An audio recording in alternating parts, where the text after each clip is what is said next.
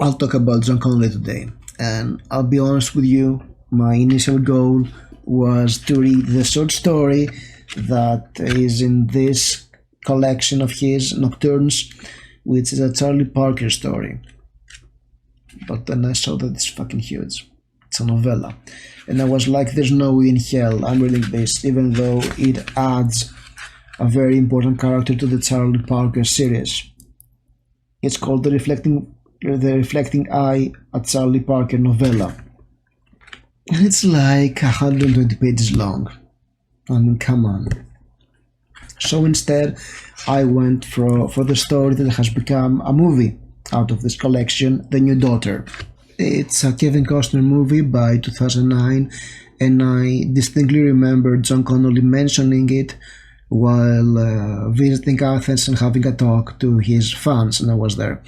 In case you don't know John Connolly, you're missing out, because his Charlie Parker novels are just amazing. They are hard-boiled crime fiction mixed with supernatural horror, and it's interesting how the supernatural horror elements are subtly being introduced into the main story, which starts off as a serial killer thriller. And I really must make a video about Every Dead Thing, which is one of the best thrillers I've read in my life. So here, let's talk about The New Daughter. Not the Kevin Costner movie, but about the story. And the story is interesting. I have never read a pure horror story by John Connolly. The Charlie Parker novels are hard-boiled crime fiction, and I know that Edward Lorne is doing reviews for the entire series as he's reading it, and I've also read his book of Lost Things, which is a coming-of-age dark fantasy story novel, and I was not that impressed by it, to be honest. But everybody was telling me it was awesome, so maybe I should give it another chance at some point. And I've got some of his comical fantasy stories like The Gates and Bad People, I think. So yeah, I kind of like his books. Now let's go to The New Daughter. The New Daughter is a story about a father who takes his two children, a boy and a girl, and they leave the city and they go to live in a house he bought in rural England, and there is a mound. There is a pattern in those reviews, as you can see. There are too many stories about mounds for some reason. There is the Lovecraft story on the first day, the mound, and there's going to be another one soon. I won't tell you by who. You'll see when the time is there, alright? And he's actually surprised that the house was so cheap. He learns that the previous owner of the house was the house directory, and it's very enterprised because the previous owner used to be an artist of children's books that left the building suddenly, and she died in a fire. So yeah, here's of course we have the lone father takes the children to a house in the country. The house is underpriced. There's a mound nearby. Yeah, it's going to be a horror story. Alright, there is no way around it.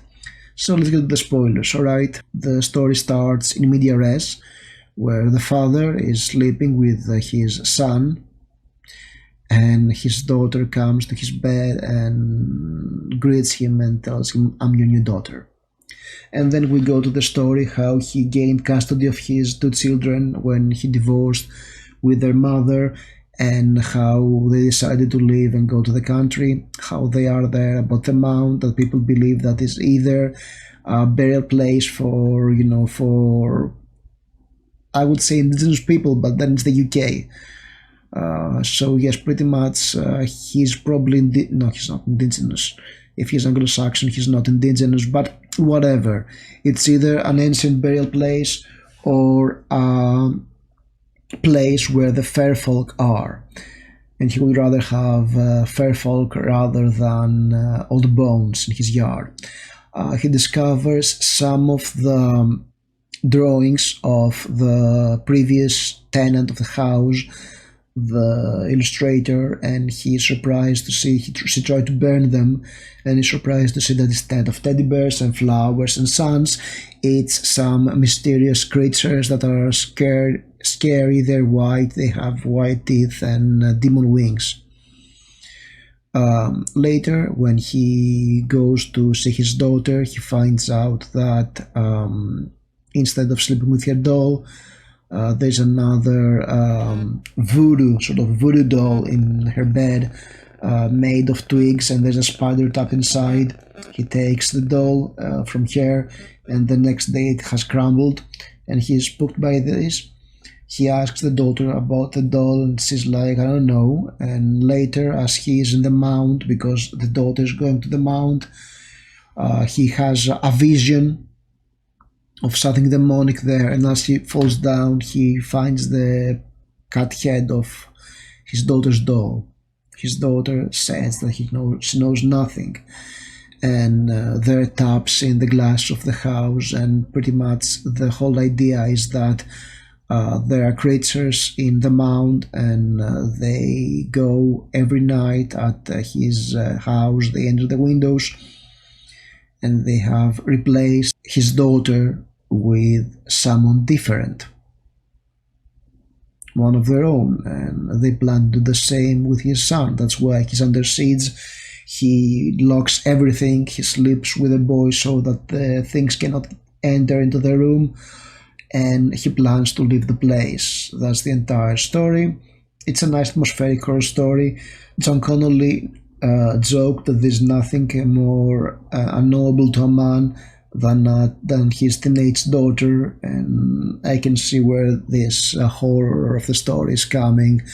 I think it's based on the legend, the myth of the changeling. It's quite an interesting story. It's pretty subtle. John Connolly's horror is very subtle, very well paced, very atmospheric. The supernatural is never explicit in his stories. It's more like felt. And I think it was an interesting story. It was a good, fun story. Definitely looking forward to going through the entire book at some point, because I want to read The Reflecting Eye and have this character of the novels introduced here, and also see his other horror stories. Some of them seem to be fun. They have interesting characters. I mean, there's a novella called The Country Cowboy Rides. Yeah, I want to read a story with the title, right? So yes, at some point there will be a review about this book. I don't know when exactly, because I have a lot of reading plans. But yeah, this short story was a win for me. And if you haven't read any John Connolly and you don't want to go into a 16-book series like the Charlie Parker books, you can start on this one, or just go like everybody else and read Every Dead Thing, which is an awesome book. So yeah, I hope you liked this review, and stay spooky. Thank you for watching.